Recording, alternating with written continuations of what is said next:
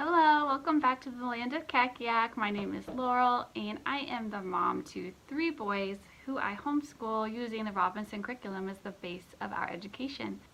I wanted to talk to you today about some free resources I put together for you about using the McGuffey's revised primer. There's a eclectic primer and there's a pictorial primer. So when I first started the Robinson curriculum, I did not own those. I had access to the revised editions, the printable, the PDFs that come with the program, which are also available in the public domain. If you guys want to go to, if you're not an RC member, you could go to Project Gutenberg and get those. I love them so much.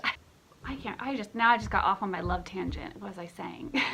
Oh yeah, but so I was using these resources. So I kind of looked at this, but then I just quickly was like, it didn't match up with what I was using. So I just kind of started doing my own thing. And I was like, the other day, I was like, I bet a lot of people are using, this and may be interested in how other people are using them.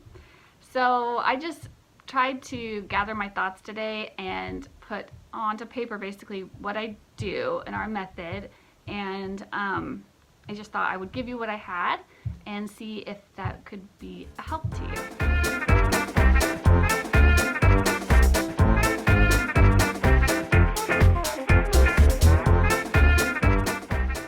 So let's take a look at language arts with the McGuffey's eclectic primer. So we have the primer. This is William's book he's reading right now. So these bookmarks are going to give you comprehension questions and grammar check-in questions, and I believe the blue set is, I did these first, so they're a little simpler, and then I added these on. The summary isn't super advanced, but this one has some little bit more technical stuff if you wanted to go there with your older students. But the comprehension check-in with the summary, like a 1-sentence summary, the who, what, where, when, why, how, if you can put that into 1 sentence, that's a good little mental exercise. But yeah, so these are really helpful to bring in grammar and comprehension components and check-ins without having to do any workbooks or worksheets, right? So the primer lessons is the first 20, and this explains it all in detail so that I don't have to keep repeating myself. I just put the title in there, and you can write the mastery date if you want to keep a track of that, whenever that particular lesson is mastered. These are links. This is a link to the bookmark. This is a link actually to this. You'll see why. This is a link to my print and my cursive primer.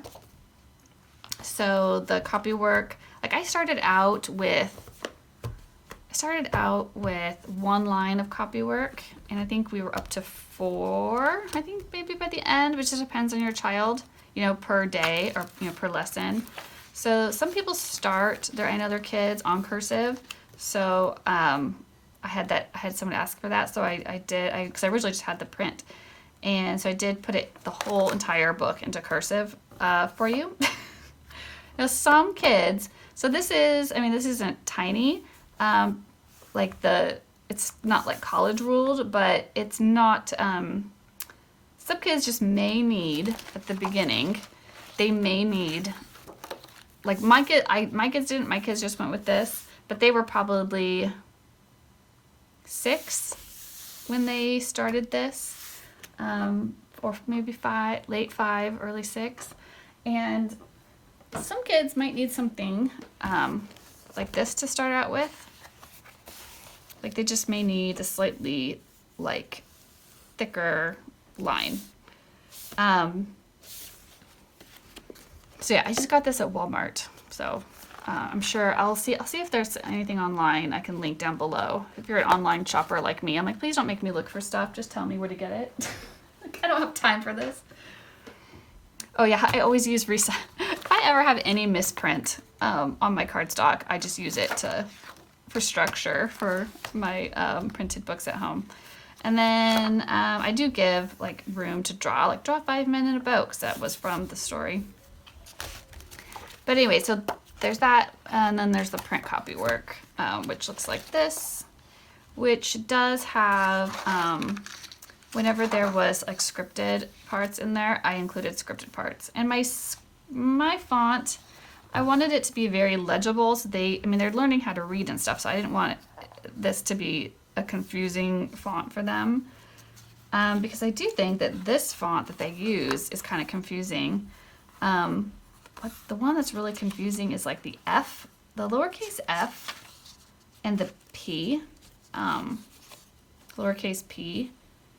Like, look at, that's their lowercase p. That's supposed to be C-A-P, right? It looks kind of like a weird H. And the F, the F looks weird too, the lowercase f. So, it's in the back. See their lowercase f? And their B, they don't close the B either. So like this can be confusing. They might think that's a lowercase L. Anyway, so I picked something that I thought was really easy to read, and yeah, not going to confuse them about what they're writing. So anyways, that's the copy work that I'm talking about in here. When I say copy work, you know, if you just have your kids if they are able to just open and go and just copy it off in a book, I mean, that's fine too. But this is here for people that, you know, I wanted my kids to have a model, a handwriting model. That's why I did it this way. And they have, like, the top lines are traceable. Okay, so then what you're gonna do is you're gonna review any previous letters that you learned, right? So they've already know their A through Z's, but you start adding in like the TH, I think was like the first thing that we added in. Yeah, they said practice H, S, and the TH, and like the schwa vowel. So the when a vowel makes a like you're barely the unstressed syllable,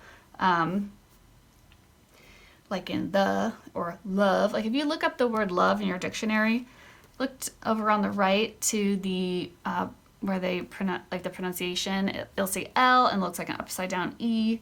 That's the schwa, and then a V, and it just has that we just kind of glide over it. Don't really pronounce anything in particular. So let's see. Yeah, and then I do, when it says, this is the CTC is child reads, teacher reads, child reads. So they read it to you. You know, you guys warm up, you do your review of your previous letters. I'm using these cards, right? And then you go over the practice words and phonograms that they have for you. Your R, U, yes, right? And then like, this is I guess. I think they're saying it like Fost. This is an aw, because this is not a short A sound. Which sometimes you see in the McGuffey's because they're old school and maybe the proper way to say, you know, that you're just skating so fast. So it sounds kind of, you know, but our accents change over time. So I always tell the kids, the spelling's not wrong. Our accent is just changing over time, but the spelling stays the same. And then this is the broad A. I think sometimes they call it the Italian A, but it's R, right? It's an R controlled. Oi. So anyways, but you'll see, so when I should have backed up. When we open up a book, I will cover up I'll cover up the picture. So we might warm up there, and then they go warm up there, and then we read it. You know, they read it. I read it to them to model how to make it sound. Then I have them read it again to try to smooth it out. And then for doing all that hard work, they get to look at the picture. It's the picture study. And I give them this too, because these are amazing. Like, they're so detailed. You just can't, like, you look and look, I see like laundry drying. I see this guy working on his boat. There's a little chair up there. You think, oh, who's sitting up there on top of that roof? A little shed over there. So the boys getting their snowballs ready. Anyways, this is super fun. So I let them study the picture. And you might also, I think I have them do this too first, because a lot of times I'll ask them, what did you see, you know, when you read this? Like, what did you see in your mind? What did it look like? And see if they can describe it in words for you.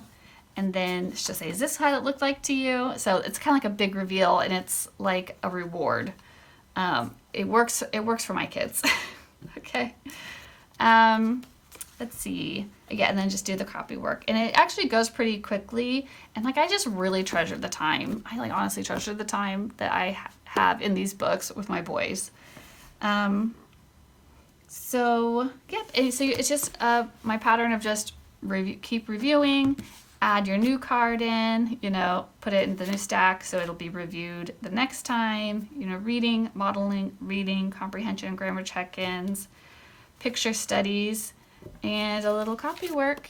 And then you're going to give them feedback. So you can see I picked 2 colors.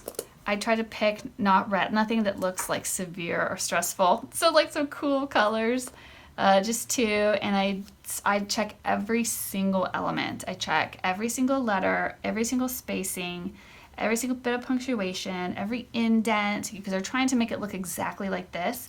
And I want them to see overwhelmingly more of the good color, correct color, than the incorrect color.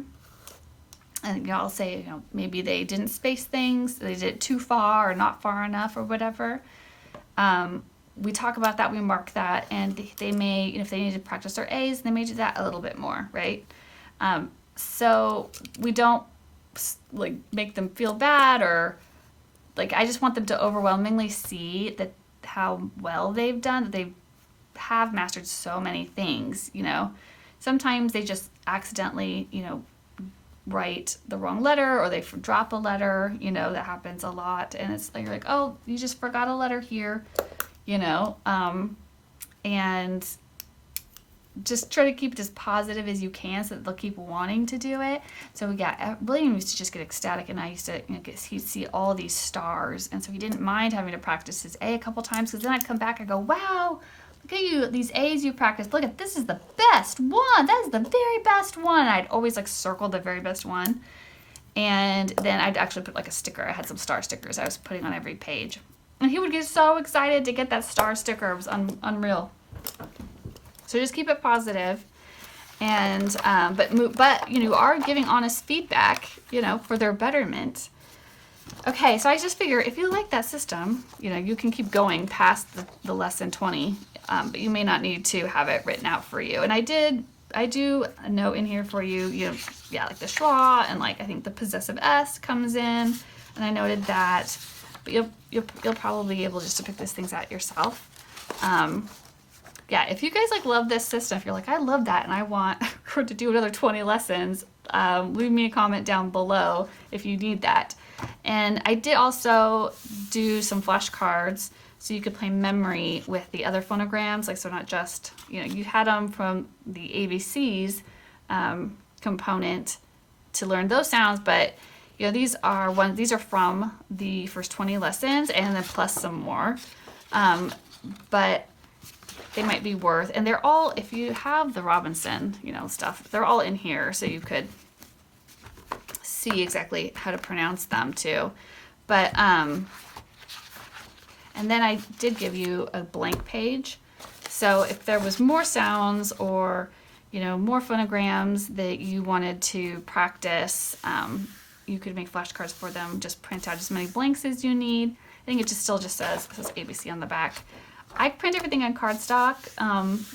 It's more durable, and it doesn't like blow away. Like paper will just like blow away, it seems like, all the time. Like somebody closes a book and your little pieces of paper will just whoosh. And then I like to use either like a pencil really lightly, or my I have a gray highlighter that I like to use, so that it doesn't really show through. So that when if you're playing memory, they can't cheat and like see through it. So there you go. That's my system. That's what I have for you. I really hope it's helpful. I hope that anybody that was intimidated to get started in the McGuffey's can see that it's super, super doable. It's trust the resource. That's why I'm putting my trust in this resource, that they're progressing and they're bringing in the sounds at the right time and the grammar at the right time. and it's just really enjoyable. Like I remember how much the boys loved this story about the guys going out to the shipwreck to try to save the guys, and they were so brave, and they said they won't let them drown, you know? It's like tapping into that hero element. So they love the picture study part too. We still talk about this one where the cow was was like standing in the pond because it was hot. Like we still talk about that to this day. Like William just brought that up the other day. It was super cute. Anyways, so that's what I have for you. I hope this is helpful. Leave me a comment if you have any questions, or, you know, if I'm on the right track, if this is, you know, helpful and you would like more of it, let me know too, and I could do more.